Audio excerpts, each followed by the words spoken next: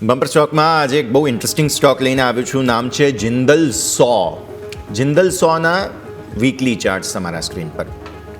આ અઠવાડિયું એકંદરે ઇનસાઇડ બારના ફોર્મેશન સાથે શરૂ થઈ રહ્યું છે. અચ્છા, ડેઇલી ચાર્ટ્સનું આ તમારું હોમવર્ક. ડેઇલી ચાર્ટ્સ પર પણ એક ઇનસાઇડ બાર ગઈકાલે ફોર્મ થઈ છે.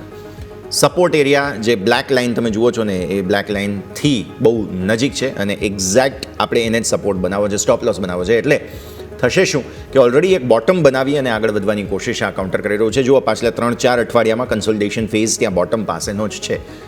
તો આવી સ્થિતિમાં મેં પસંદ કર્યો છે આજે જિંદલ સો. થોડા ફંડામેન્ટલ્સ ગ્રાફિક્સની વાત કરી લઈએ.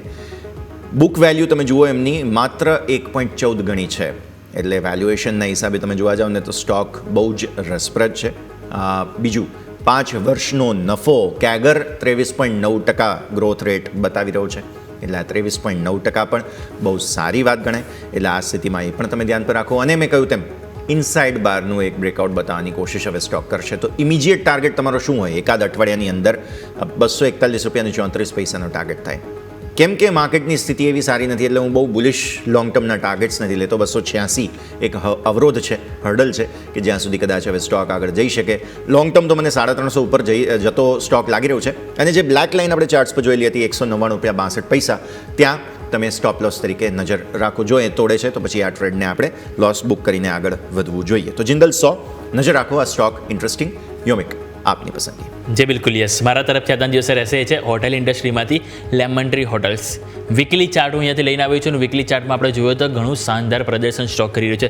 સૌથી પહેલો જો તમે નજર કરો, મેં ઓલરેડી ફ્લેગ દોરેલો છે અને ફ્લેગ પેટર્નનું આપણને બ્રેકઆઉટ લાસ્ટ વીક આપણને ક્લોઝિંગમાં જોવા મળી ગયું. આ વીક આપણે જો ફર્ધર ફોલોઅપ તેજી જોવા મળી રહી છે. બીજું, તમે જુઓ તો વીકલીમાં આપણને એક રાઉન્ડ બોટમ ફોર્મેશન બ્રેકઆઉટ પણ જોવા મળી રહ્યું છે. તમે જુઓ તો ઓલમોસ્ટ રાઉન્ડ બોટમ ફોર્મેશન, એના બાદ તમને તેજી જોવા મળી છે.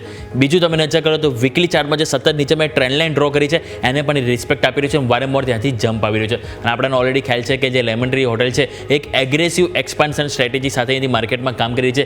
દર 2-3 દિવસ આપણને સમાચાર આવતા હતા કે નવી હોટલ તેઓ અહીંથી ઓપન કરી રહ્યા છે. એટલે સમાચાર તમે જુઓ તો આપણને ફંડામેન્ટલી તો છે, પરંતુ સ્ટોક તમે જો ચાર્ટ ઉપર પણ આપણને એગ્રેસિવ આપણને ચાર્ટ સેટઅપ જોવા મળી રહ્યું છે. એટલે વીકલી ચાર્ટ જ્યારે પોઝિટિવિટી આપણને બતાવતા હોય એટલે સ્વાભાવિક છે કે માર્કેટમાં એટલે કે સ્પેસિફિક સ્ટોક સ્પેસિફિક આપણને તેજી વધારે જોવા મળતી. વાત કરીએ ટાર્ગેટની, તો ટાર્ગેટ આપણને 200 રૂપિયા સુધી અહીંથી જોવા મળી શકે. અને નીચે સ્ટોપ લોસ તરીકે આપણે 160 રૂપિયાનું લેવલ છે કે જેને આપણે ફોકસ કરવાનું રહેશે. એટલે આજે મારા તરફથી રહેશે એ છે lemon tree hotels bumper stock તરીકે. યસ, ઓલરેડી એક્શનમાં જે સ્ટોક લેમન ટ્રી ધ્યાન પર રાખો. બહુ જબરદસ્ત જગ્યા અને સાથે સાથે થોડા બ્રોડ બેઝડ આઉટલુક સાથે જિંદલ સો. આ 2 બમ્પર સ્ટોક્સ.